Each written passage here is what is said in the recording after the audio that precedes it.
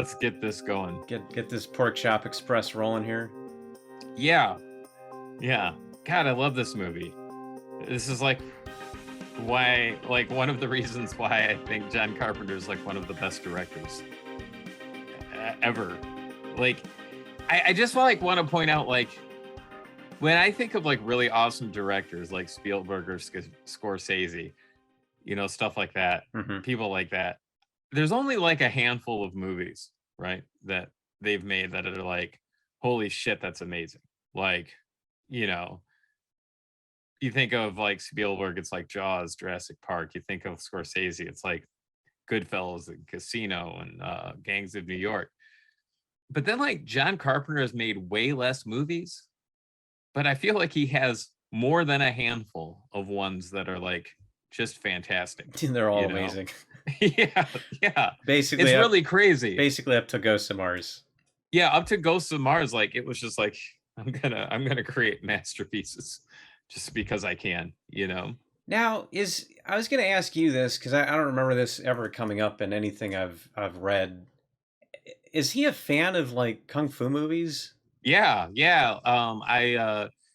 I watched all the special features on the Arrow video version that I have, and yeah, like he talks about his inspiration, and it was like specific kung fu movies that he was like, yeah, I want to do that. I want to make that. Like what? Like Five Finger Death Punch, and then there was another one in there. I can't remember the other one, but like, yeah, they were showing the posters, like legit kung fu movies from like the 70s, and he was, yeah, that's what his inspiration was. So it's pretty cool. Yeah, he was a fan of that. He said it's like he was talking about it, like how there was so much freedom in these types of kung fu movies because they were just like, we're gonna make this wacky story, and no one told him no, and that's what he wanted. He wanted that kind of like, we're gonna throw everything in here, we're gonna be goofy, and that's what he wanted. I think he pulled that off. I mean, he went to say that it's gone on, this movie has gone on to be a cult following because people have an affection for how goofy it is. It is that, yeah. Now, yeah. It was kind of a flop when it came out, though. Oh yeah, I've got the numbers. It made 11 million against a 19 to 25 million dollar budget. Now, I don't think that is John Carpenter's fault or the culture at the time that is the fault. You know how it's like some movies just don't land. That would be, oh, this movie is ahead of its time type of thing. So what was the disconnect then? Studio interference. They didn't understand what John Carpenter was doing, right? So they really wanted John Carpenter or Kurt Russell to be like the hero, right? So that the whole beginning where Egg is being interviewed by the FBI, that was studio interference. What's funny is like they spun it to be a joke, right? Because it's like, well, you're saying like all these wonderful things about Jack Burton and how heroic he is, but like he really didn't do anything during the movie. I'm so glad you say that, because that was one of my notes here, is like you keep feeling that he's the big hero of the movie, and it's really Wang who's the one kicking ass and taking names. Yeah, he's just kind of like the dumb muscle, like floundering his way through and trying to rescue Kim Cattrall there, which it's who really can blame him, but right. It's really interesting. I'll talk about like the problem solving they had during the movie to keep taking Jack Burton out of it, so he wasn't doing anything. It was like an ongoing problem and creative effort between John Carpenter and Kurt Russell to like figure out how not to have him in the movie, but have him in the movie. It's like this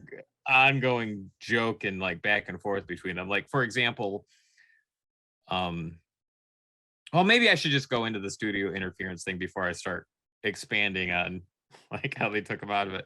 No, but the studio just they didn't like John Carpenter after The Thing, which was done by Universal, and then Big Trouble was done by Fox. So two separate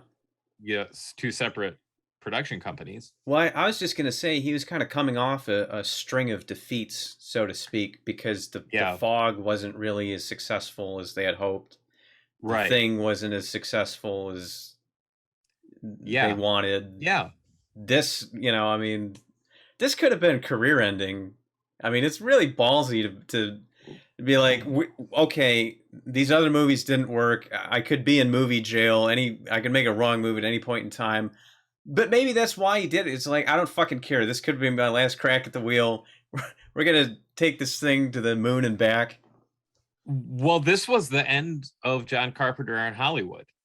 Like he was so annoyed and disrespected, and rightful, he is 100% right in his viewpoint of Hollywood after this movie, with the stupid shit that they wanted him to do, that he was like, fuck it, I'm not working with Hollywood again.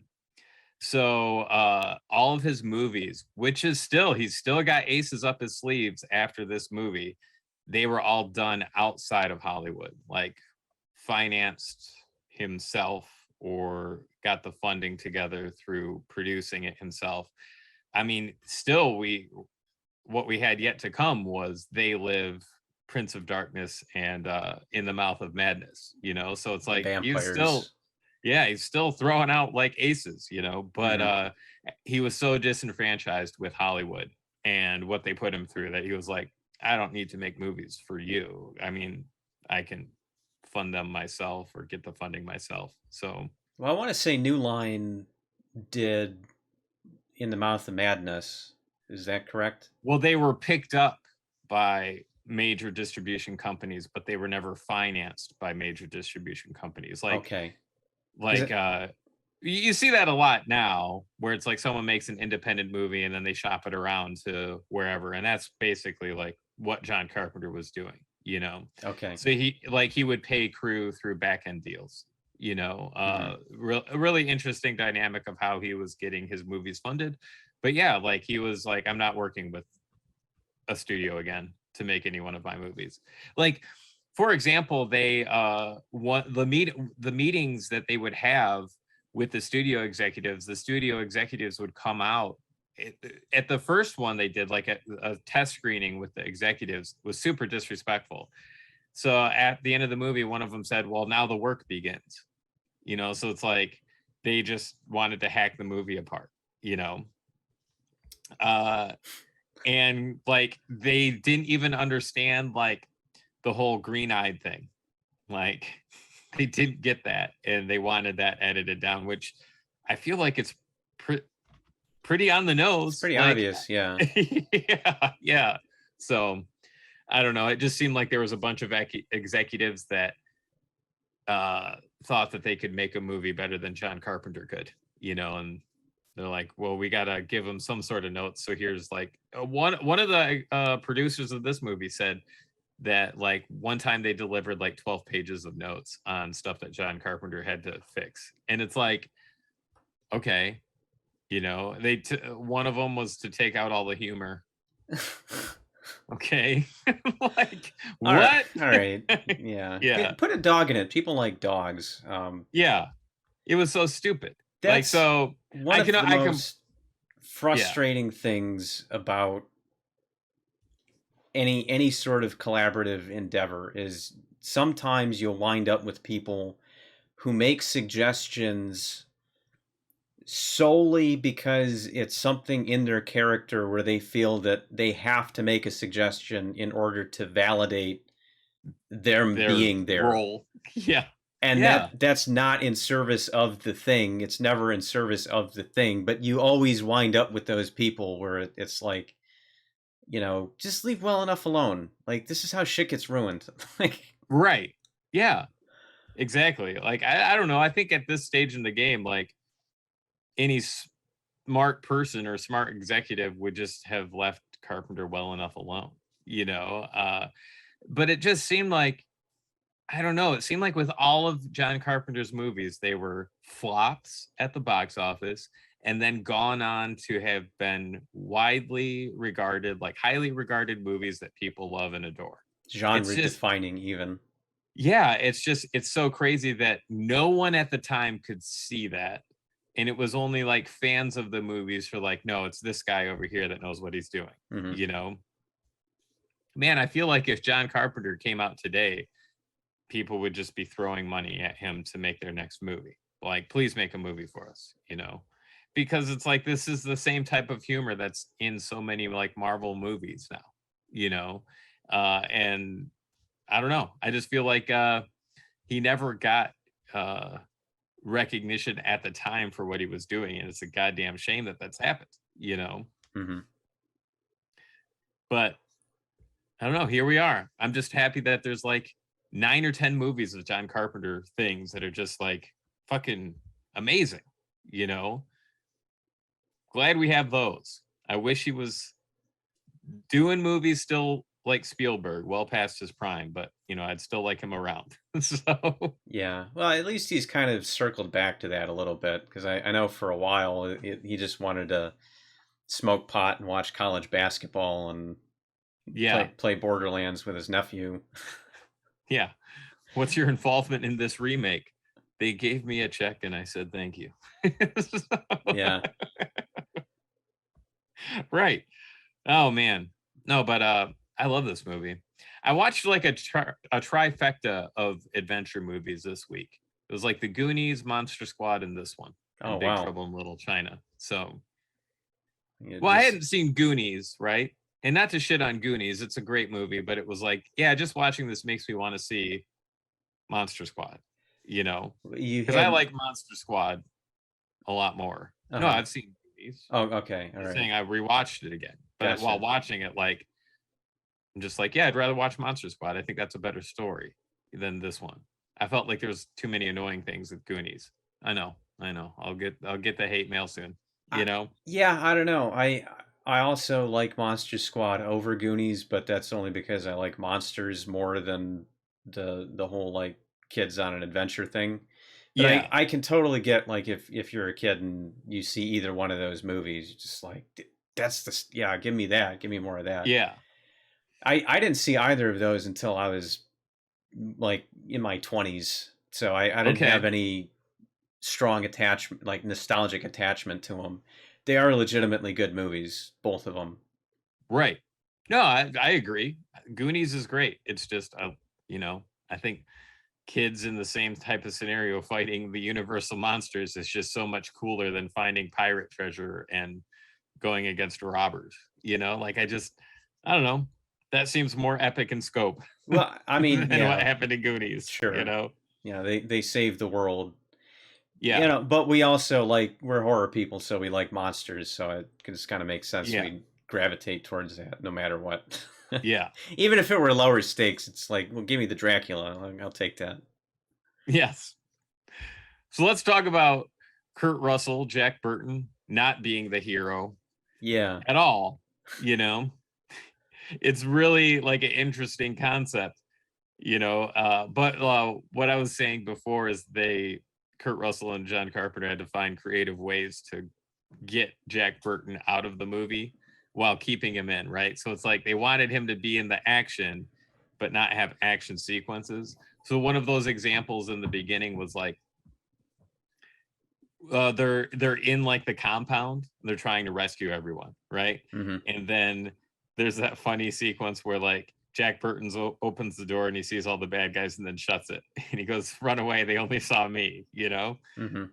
So when they crash through the door, it was their idea for Jack Burton to throw the knife on the other side of the room, so he has to go and get it, and by the time he comes back, uh all the all the minions are They're all taken out. destroyed. Yeah. So that was one of them, you know. And then they're like they were trying to figure out how to get Jack Burton out in the movie again in the final fight sequence, right? So that's when shooting the beam that they were under and the concrete falling on Kurt Russell's head and knocking him out came up. You know, they're like, that's how we can take him out of the movie. You know, So he gets so excited that he shoots this thing and it falls and knocks him out. You know, so they knew this while they were making the movie. yeah, that they were gonna have to keep taking him out. Yeah. So and then it's like the next scene, it's like, okay, he wakes back up, but like the next person he fights, he stabs him in the stomach, and then that dead guy falls in him, and he spends the rest of the time just trying to get the guy off of him while everyone else around him is fighting nonstop against the evildoers and Lopan and all of his minions. Well, Kurt Russell's literally stuck on the floor because someone died on top of him, you know? So what was the reasoning then for him not being the hero? I mean, I know that they wanted to work together because Carpenter and Kurt Russell became buddies and they really enjoyed just palling around and making movies together. But what was the reason for having him in the movie if he wasn't going to be the star? I know they wanted him to be the star, but to make a joke, just to make a joke, like a joke throughout the whole movie that Kurt Russell, this action star, is going to be doing no action in this action movie. Like that was just the run-on joke. Okay, you know. All right. I didn't know if it was because like Carpenter wanted to play up the Asian culture or something like that, which this movie is certainly like steeped in. Yeah. No, it wasn't like to promote. It was just to have a joke, just to be funny about it, you know, where it's like there's no reason for it. And it's interesting because you naturally go to Kurt Russell when you watch the movie as he's the hero, because he is the main character, but he's not the hero of the movie. Oh yeah, I mean, and even the poster, he's like right there flexing, you know, big smile. He's got the gun. Like you think that this is all going to revolve around him, and it does. But he's just kind of like a dunderhead kind of. Yeah. You know, it's all in the reflexes. All right. Which it's so amusing. And I love showing this to people because sometimes it's one of those movies where it's like either you're on board or you don't understand it, right? You get it or you don't. And what was really funny is like you came up on a family vacation. We brought this movie and we decided to watch it. My sister was watching it because she found out that Kim Cattrall is in it. And my sister was like a big fan of Sex and the City. Yeah. Yeah. And my sister, I thought it was so funny because like we've been down, like we love this movie. We've talked about it for a long time. And she was like, do they know they were in this horrible movie? I'm like, yeah, I think they completely understood why they were in this movie. You know, I completely think that everyone who made this movie knew exactly what they were doing, you know?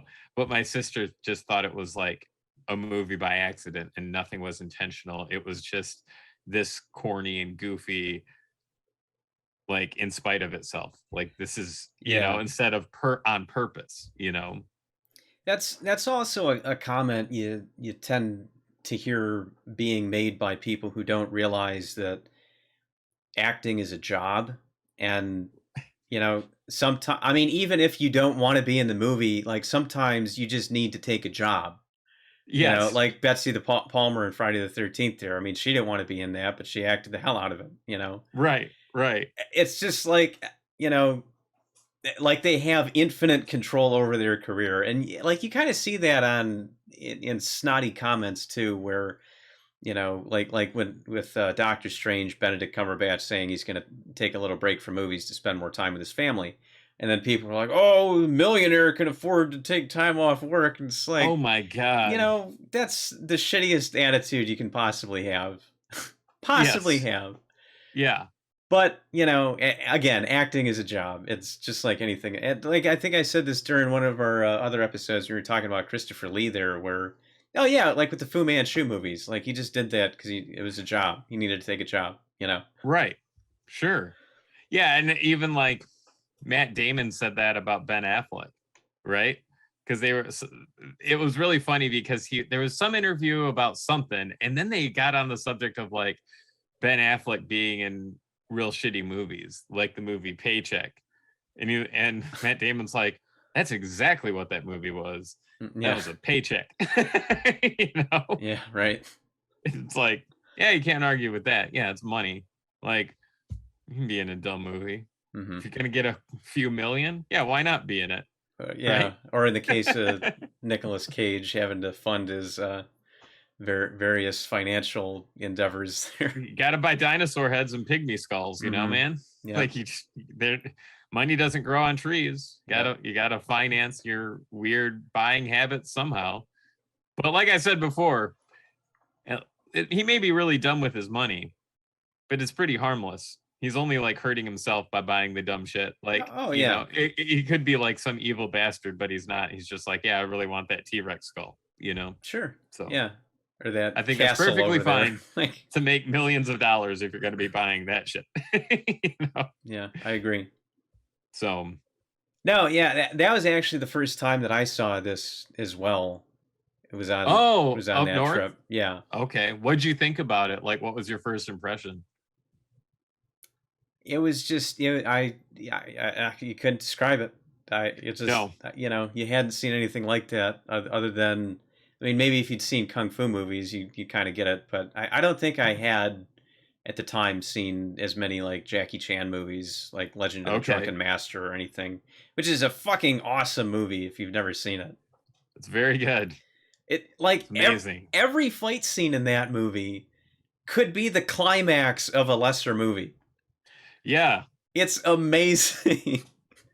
It is like that was the first Jackie Chan movie I had seen. I had like skipped out on Rumble in the Bronx and stuff like that. So it's like my first thing was like Legend of Drunken Master, and the only reason why I saw it was because of like the massive success of like Crouching Tiger, Hidden Dragon at the time, ushered in like a whole new wave of like subtitled movies in like Michigan, for example, where it's like you could probably find these movies in big cities, but like now it's like, oh, they're playing at this random theater. So that's how I knew, found out about how Jackie Chan, or what Jackie Chan was really like, and like the shit he could do is like, oh my good God, this is wild. Yeah, I think once Rumble in Australia and Rumble in the Bronx, because it clearly was not in the Bronx. Okay. I think once that hit it big, and then Super Cop, and like there was a couple years there where they started bringing all his other movies over here just because he became kind of a, Americans started catching on to that. But I digress. I saw a couple more of those, and I wasn't really prepared for it. I'm pretty sure that this has to be where Mortal Kombat got the inspiration for Raiden from. I believe it is. However you want to say it. How could it not be? It's like the same guy. Yeah. Well, yeah, and then they brought in his brothers like Fujin and stuff like that in the later games. It's like, this is Big Trouble in Little China. I know it is, because they're movie nerds. Is like the whole reason they made Mortal Kombat, I don't know, you probably know this, is that they wanted to make a video game based off the Van Damme movie Bloodsport. Okay. And they weren't licensing or maybe, I don't know, maybe it's too expensive, so they just did their own thing.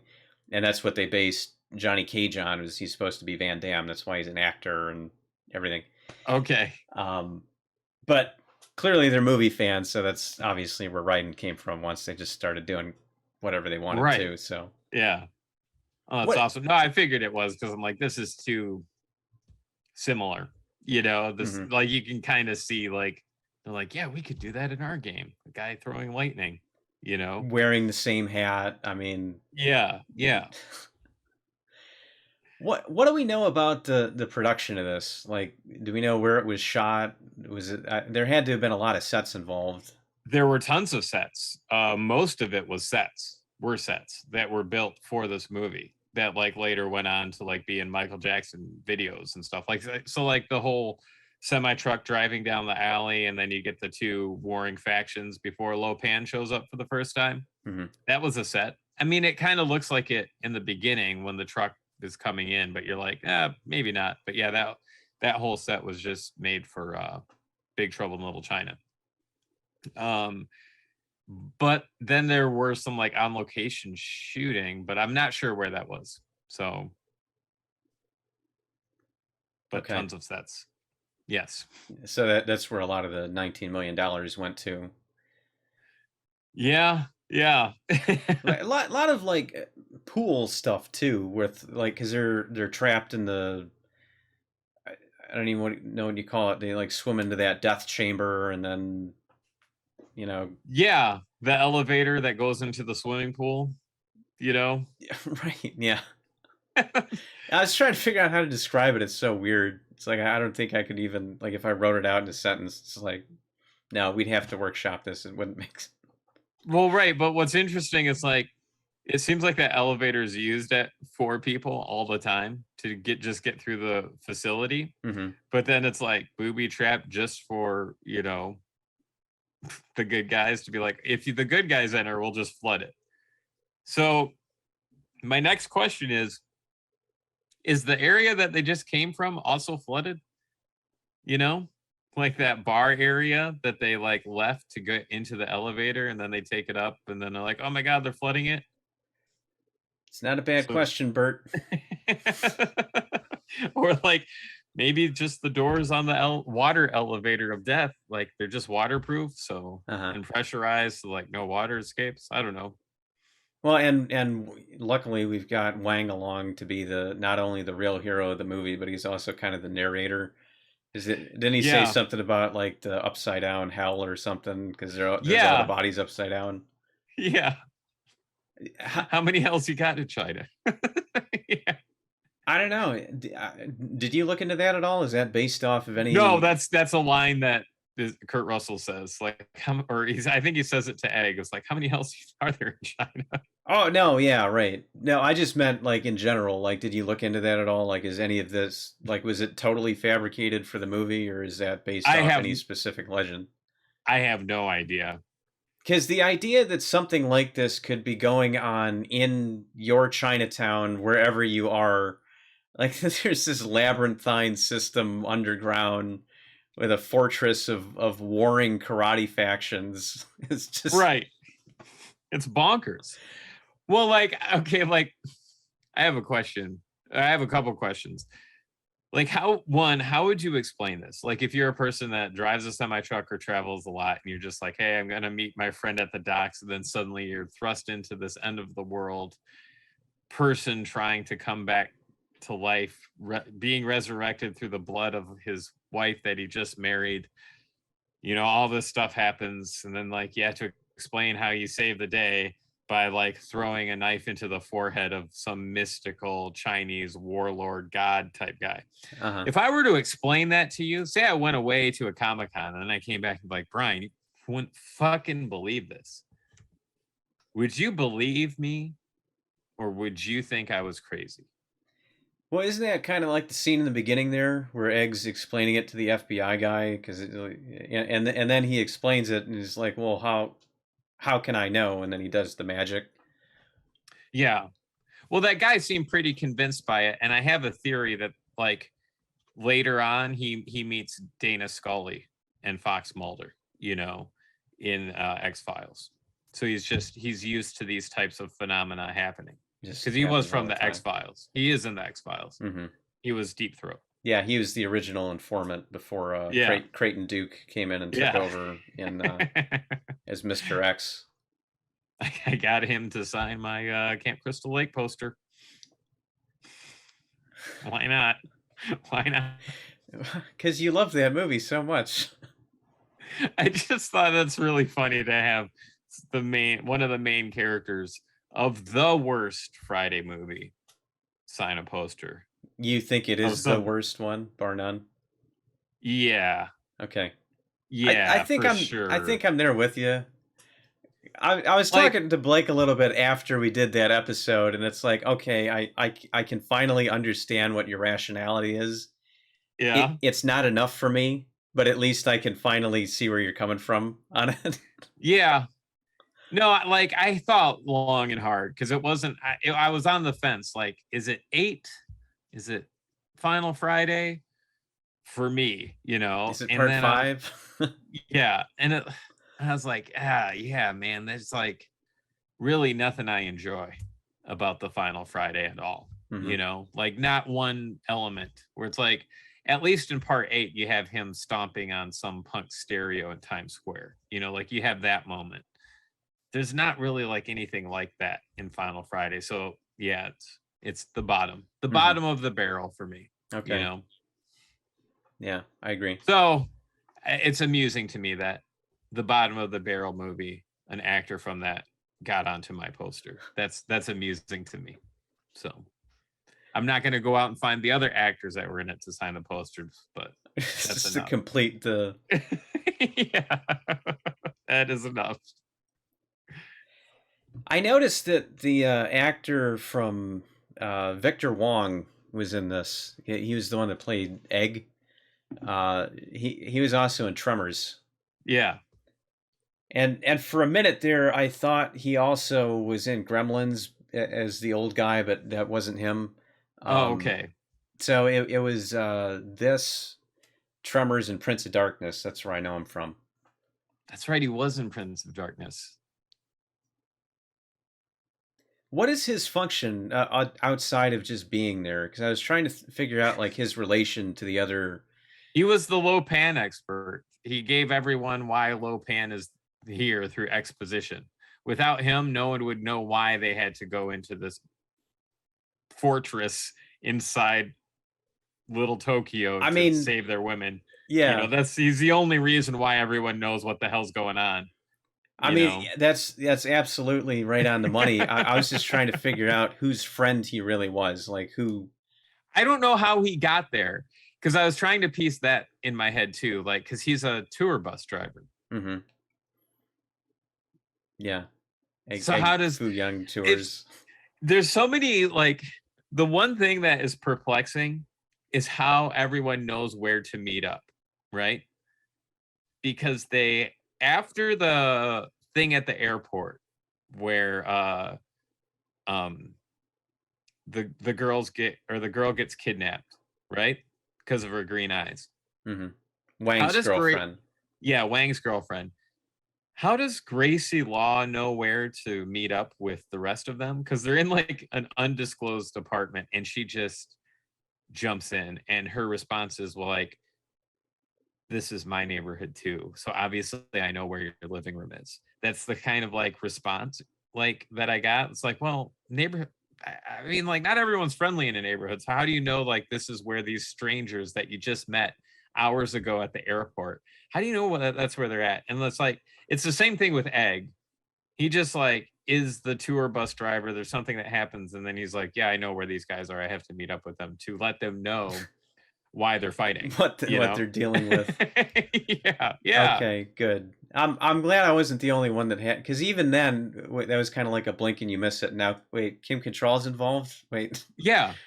Because that's what I was trying to figure out, like what her role was, because she seemed like kind of an April O'Neil sort of character, but I don't think she was a reporter or anything. No, her friend is the reporter. Yeah, that's why it's so perplexing. Like, why do you know about any of these things?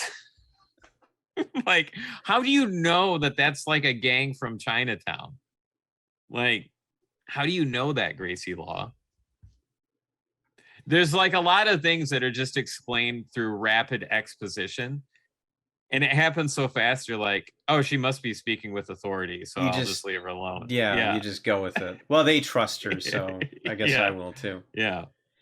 They definitely play fast and loose with more than a couple elements like that, because like even in the beginning there where they do Double or Nothing, and now Wang owes Jack Burton $2,000 in 1986 money, no less. That's a lot of money. I'd be furious. And they're still friends after that, like. Yeah, going against a bet. What's that called? There's a term for that. Welching? I don't know. Yes. Yep. And yeah, that's like Pistols at Dawn type of thing. Mm-hmm. You know, and you're just like, I'll get it to you when I get it to you. Like, what now? It's not how this is working. Yeah, that's what I thought I heard, Wang. Yeah. Hey, let's go. I want to talk about the beginning because of the CB radio. Mm-hmm. Now, I had a CB radio. My dad had one in his truck growing up, because this is the 80s. CBs were like a thing. They were the cellular telephones of their era. Yeah. But what blows me away is like he just starts getting on the CB, like spouting off like poetic words of wisdom that really don't make any sense, but like they sound cool. You know, but it's like, wait, does he have a fan base? Is this like a radio show? He just like, oh, Jack Burton's on the air again. You know, we got to listen to his like wonderful thoughts. Yeah. They get me through the day. Like, why is he talking like that? I don't know anyone that just like picks up a random CB, even at the time was like, I'm going to start like broadcasting my daily thoughts. Well, you know? My brother did because he had one. But you just got on there and started speaking? Yeah, I think so. What would you even talk about? I don't know. Him and his friends had CB radios, and then they'd run into other people that had CB radios, and I don't know if they ever met up or that's how you meet random friends on the road or whatever. But like people sounds how you meet like murderers. Well, you know how to meet a murderer. Well, that's Craigslist nowadays. Okay. People with ham radios do that too. Okay. They'll just like get on there but that's a little bit different because they're in their home base, kind of like this. They're in their home base and they get on there and they just have their radio show. We should start broadcasting on ham radio. We should do the podcast on ham radio. I am not getting licensed and buying all of that shit. Dude, we could change the tide. Maybe we make ham radio like the place to be for podcasting. Could bring it back. How do you monetize ham radio? You can't do. No, this is a terrible idea. You get sponsors though. I'm sure like Squarespace or like Squarespace. They'd sponsor us eventually. Yeah, or mattresses. Get on here and start selling. Yeah. Internet mattresses. Casper mattress. Or what's that video game that like everyone talks about, but I don't think anyone's played? Literally every mobile game they come out with. Yeah, but it's like a medieval mobile game. I'll think of it later. Yeah, but I've never played it. But no, yeah, one of the things that Jack Burton says is, "I never drive faster than I can see." I mean, like that sounds kind of cool, but like, but what does it mean? Yeah, but like, what do you actually mean by that? Yeah, a man would be a fool if he thinks he's alone in this universe. That's because he thinks there's aliens out there. I guess so. But like, we never talk about aliens, but that's what he says in the beginning. So it's like there's monsters and shit. Is that what you mean by alone in the universe? There's definitely monsters and shit, as he finds out. These Chinese demons, the 3 storms. Keep the home fires going. And if we're not back, call the president. Yeah, I just got his like direct line. I've memorized it. I'll give him a call and he'll know what to do. Doesn't have to do anything with Congress or legislation because, he's the president. He can do whatever he wants. Hey, he works for us, man. Like that's yeah. That's how that's supposed to work. No, there's just so many. Well, words that's of wisdom. The way I see it here on the Pork Chop Express. You're all right with me. He's got a very like John Wayne kind of delivery to those lines. Right. Yeah, he does. No, but it's funny because I feel like all this shit is intentional as well, right? Mm-hmm. Where it's like the goofy pearls of wisdom sort of thing. Yeah, like he's saying words, but they don't mean anything. Like he's saying what sound like words of someone who's a heroic person would say. Mm-hmm. But there's like kind of analogies, but then like they don't fit to like together, keep the home fires going. Yeah, I guarantee that must have been part of the whatever joke that him and John Carpenter were cooking up. Yeah, it's got to be. They're just like, yeah, say the most outrageous shit, like say the most outrageous, false, and patriotic shit that you could say right now, and we'll just throw it in the movie. There's probably a competition between the two to.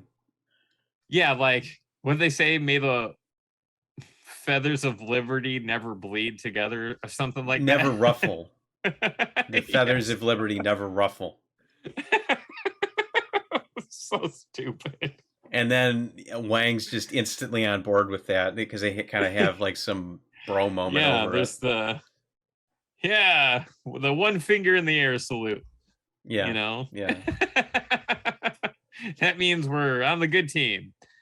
Yeah. So maybe you can demystify this for me. Mhm. What is low pan? Like, you have your Dracula monster, your Frankenstein, your mummy. What is a low pan? What is I what kind?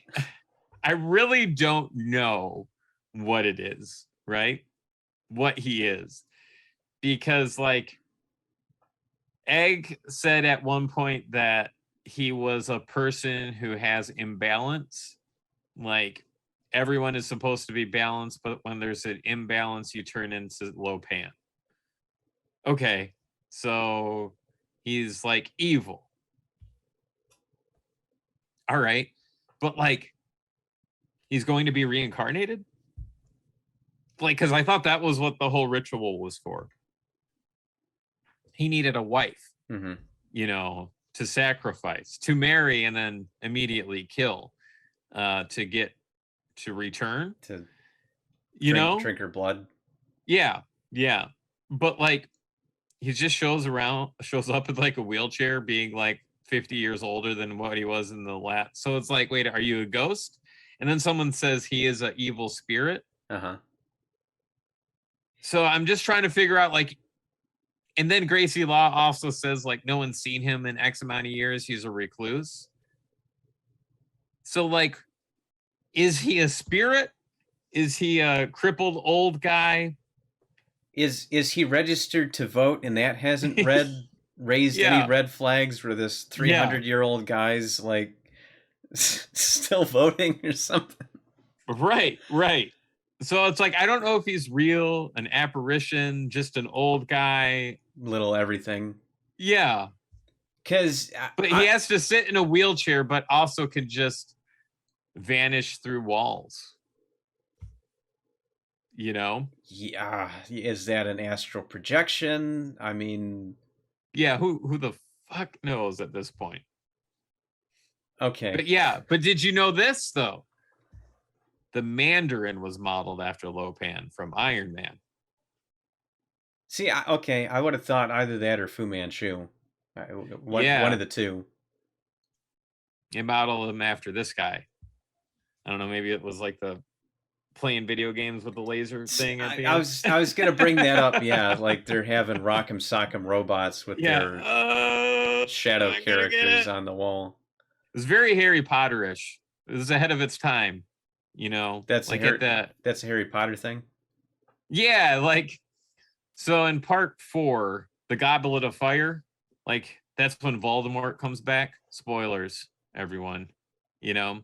But they get him and Harry movies. Potter. Yeah, him and Harry Potter, Voldemort and Harry Potter. They get into a wand duel, a wizard duel, and when they shoot out their laser magic beams, they hit each other. The beams hit each other, and it emits like the same green and pink that you see in this movie.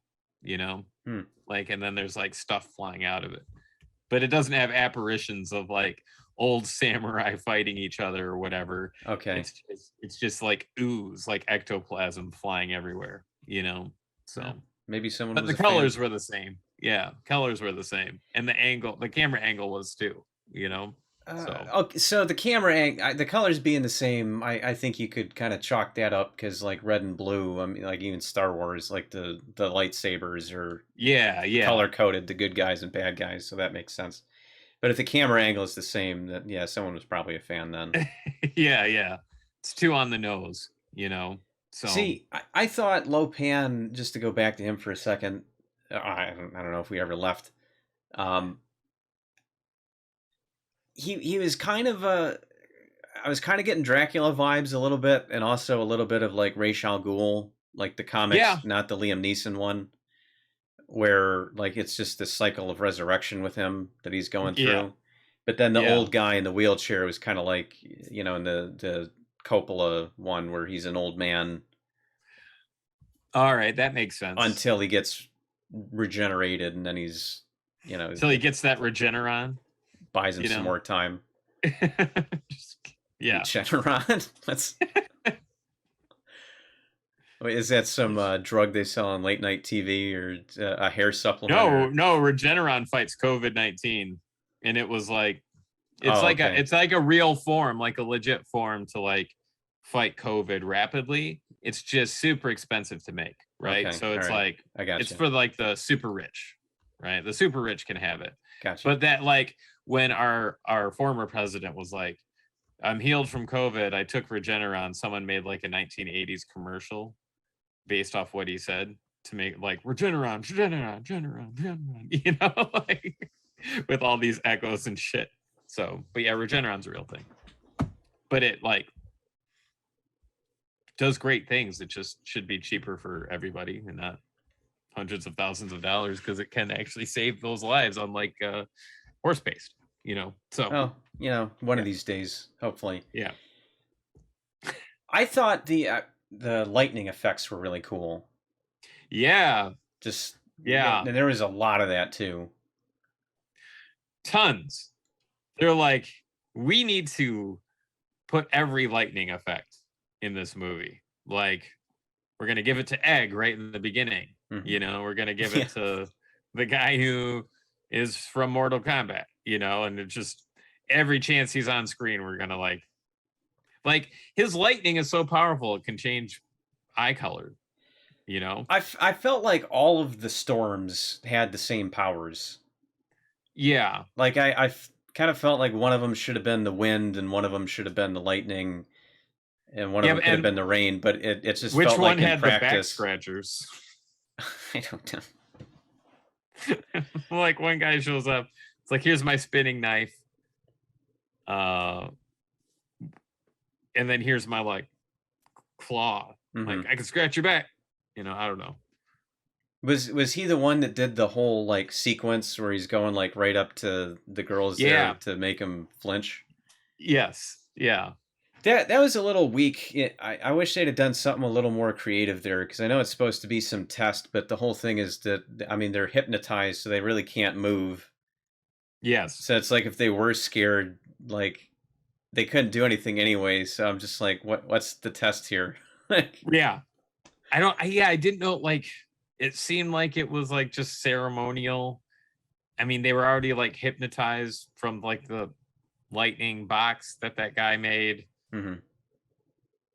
So I don't know what the dancing with the weapons was all about, you know, and making them float. And then they touched like a light bulb. They're like, oh, they passed. They passed. What did they say? It was like they passed the loving whatever. It didn't kill them. So I'm going to marry both of them. Uh-huh. And kill one of them. So live out my life with the other one. So apparently anyone with green eyes would work, because the whole thing with kidnapping Wang's girlfriend was because she was Chinese and had green eyes, which is about as rare as a blonde Chinese woman, you know. Right. Like you don't have two. It's apparently you only get one every 2,000 years, you know. Yeah, so it's just not in the gene pool. But then, you know, this American woman, I felt like that was just kind of an excuse to keep Jack Burton involved. Yeah. As much as they were trying to keep him out of the movie. If Gracie Law was not also captured, why would Jack Burton have to be there? He has no reason to be there. Yeah, because helping his friend isn't enough, apparently. Right. No, but there would have to only help ladies. He can only help ladies, you know. Well, yeah, that makes sense. I have that rule. No. I mean, like, he does go through some shit to help his buddy out, because they go through and they try to infiltrate the place, and he's the unknown, so he's got like, I like his nerdy businessman costume that he puts on.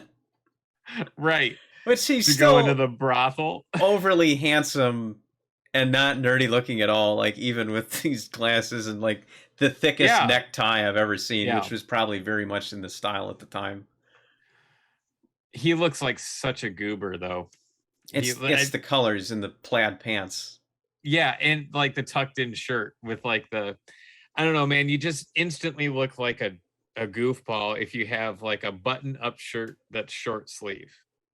you know? Like, That's you're instantly there, and that's what he had. Like, yeah. you don't need to do much more to look like a fucking pocket protector wearing dork, you know? Yeah. Pro tip: never wear a suit jacket with a short sleeve dress shirt. Like Yeah. there's very few rules that men have to abide by in terms of fashion. The belt matches the shoes. Yes. You don't wear white socks with dress clothes, and you don't wear a short sleeve shirt with a suit jacket. No, I agree. I mean, and then you're like streets above most other goobers out there if you just follow those rules. Yeah. You know. Pretty, just the three. It's really simple. Yeah. A funny moment for me that sticks out is the gun trading scene Oh yeah. where they're like swapping, like Jack keeps swapping to like he grabs the like they give him the revolver and he's like supposed to be the hero, and then he goes, I'll trade you, and he trades it for the Uzi, and then like I keep forgetting his name, Dennis Dunn. He's like he trades the revolver for the shotgun, you know? Yeah. From the guy. So it's like the nerdy reporter one, or the one that has the hots for the reporter, like gets the short end of the stick. He gets this little tiny like snub barreled revolver, and he's the one that started out with the good weapons, so it's just everybody trades down basically. yeah. That's a Tech 9, by the way, the Jack Burton's gun. Okay. I'm pretty sure those are fully automatic, but they play it like a semi-automatic here. Maybe they come in both varieties. I don't know. Mm-hmm. He just seemed like he had infinite ammo until like towards the end of the movie, when it finally the magazine, the one magazine that probably holds 15, 20 bullets maximum. Right. And he's just the whole time pow. yeah, finally runs out.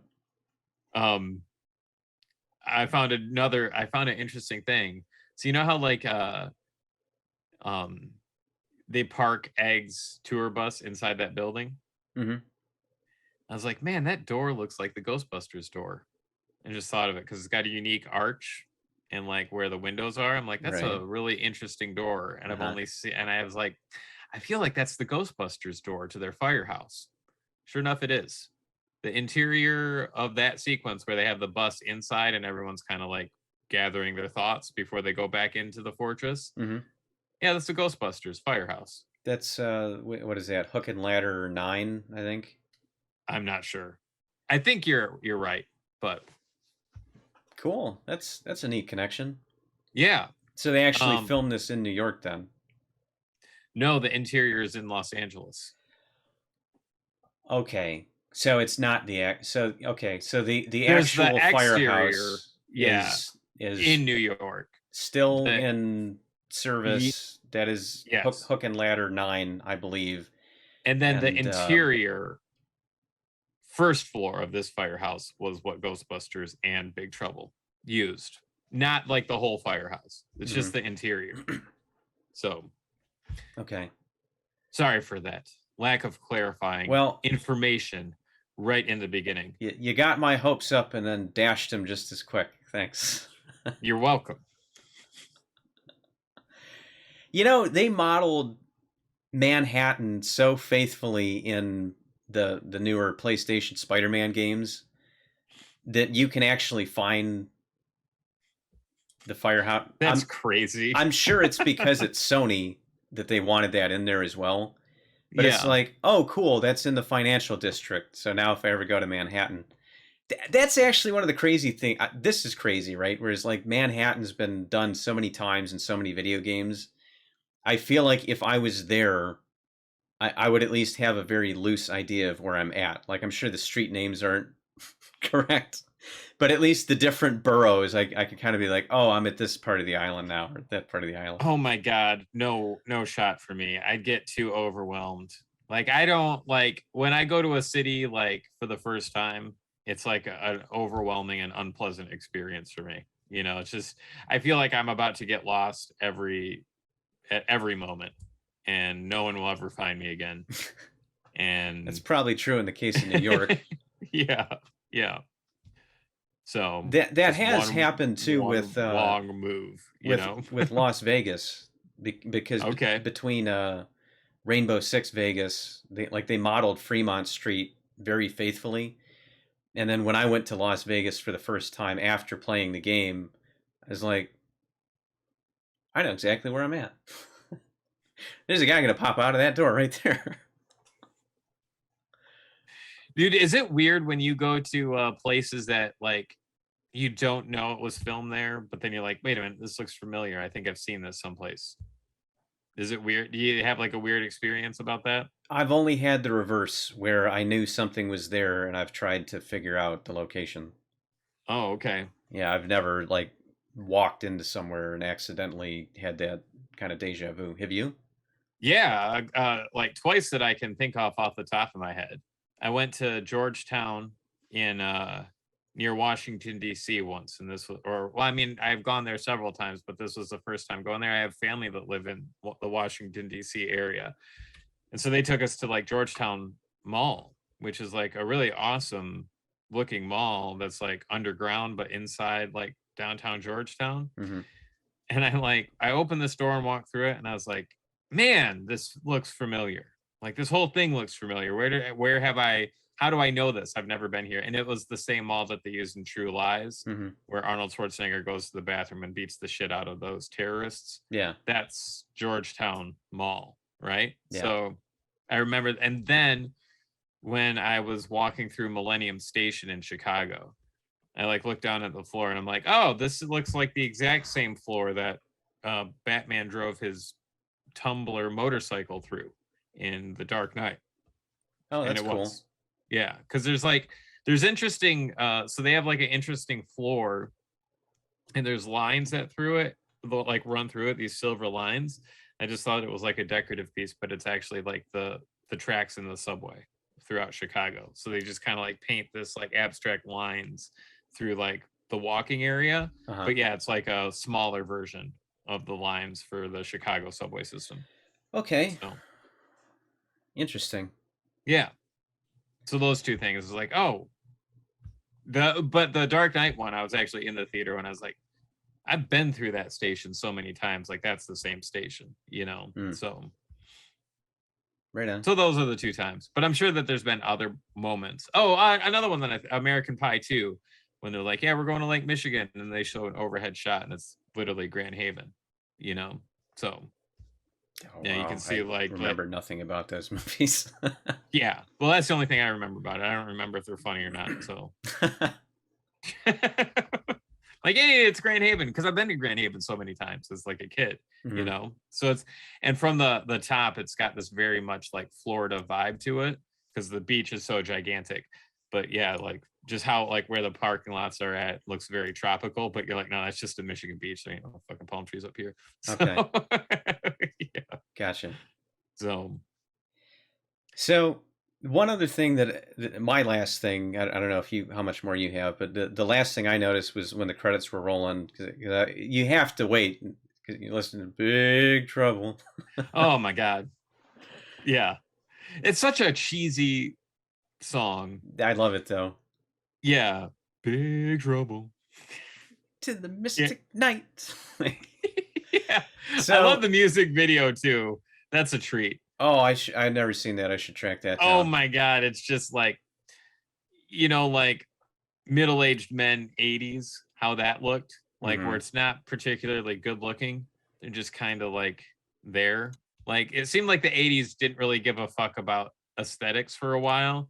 So it's just like when you see John Carpenter, it's like short, curly, but balding John Carpenter hair, you know? Okay, yeah. You know what I'm saying? Uh-huh. And then like fucking corduroy and like stuff that just like looks like it's too uncomfortable to wear and too hot to wear all the time, you know? So yeah, but there were definitely some periods there where it's like the 80s were both all about aesthetic and not at all about aesthetic. Yeah, and I feel like that was probably right there, like 1986-ish. Yeah. And you're like, man, I wonder if their suits smell like cocaine or their ties do, you know, like that type of thing. Oh, I spilled some on, gotta get it off. So I don't know. Well, so anyway, before we went off the rails there for a minute, Tommy Lee Wallace was second unit DP, so most people know he's frequent John Carpenter collaborator, director of Halloween 3. Also played Michael Myers at a couple points in the original movie. Okay. He was, I think he did something similar on The Fog as well. Okay. I want to say he had something to do with The Fog. Maybe he's just production designer on that. I don't. Yeah, I'm probably. We just did that like 3 episodes ago. I should know that one. You ever feel like you should retain information better? You know, like I'm not making like right fun now, of you, but like right yeah, now. like right now, like that's happened to me so many times where it's like I'll remember like I won't remember stuff that I covered on the podcast, like words that have come out of my mouth I don't remember, and it's like that's unfortunate, you know, because it's like I brought it up for a reason because I thought it was cool, but I can't remember what I said. But I think that's just a testament like to how much we've done this at this point, you know, where it's like your brain's like, okay, like we understand what you're doing. We're just going to eject that information because now it's going to be occupied by something else. We got to get that information out of here to put new information in. Well, and you know what's crazy to me is that because I definitely do the same thing, but I also know we haven't repeated ourselves too much, which is amazing considering there's 106 of these now. It's a lot. It's a lot of content not to really repeat ourselves. And then, like when I thought of this movie, I'm like, wait a minute, have we talked about this movie? I thought maybe we did. So I went back through and I was like, no, we haven't. We've talked about it in passing, but we've never like concentrated an episode on it. It's going to get to a point where instead of having movies we haven't covered on the list, it's going to be easier to just have the movies we have covered on the list. Right. Instead of trying to cross-reference that, but Right. Yeah. I have one more thing I want to add. And it's a bone I got to pick with Jack Burton. Like, if Gracie Law asks you to stay, you stay. You know, you're like, I'll do whatever I can. I'll switch professions. Thank you. To stay here. And then, if you even go further, she's like, well, maybe you could get a new truck. My immediate response would be, where's the next dealership? If it's the truck that's the problem, I'll just get a bigger truck so you can come with me. Mm-hmm. You would do that for Gracie Law. You know, what a mistake Jack Burton did. That's kind of the same thing as like everyone had that exact reaction at the end of the first Tobey Maguire Spider-Man movie where he walks away from Mary Jane. And everyone's just like losing their minds, like, you idiot, kiss her, like, what the fuck's your problem? You know, you right there. Gracie Law wants to spend time with you. You know, you say yes. And then, like, he had so many damn chances. That's why I'm so annoyed at this. And then someone asked, like, aren't you going to kiss her? He was like, no. You know, like it's a dumb question. Yeah. Sorry for insulting your intelligence, Jack Burton. Like, yeah, that should be the name of the movie: is Big Idiot in Little China. Right. Yes, exactly. Big Idiot in Little China. We love Kurt Russell though. It's just his character is very frustrating, especially if you're not in on the joke, which I didn't think I was the first time seeing it. Right. Oh man, you stay there. I don't know. This was fun to revisit. Stay in Little China.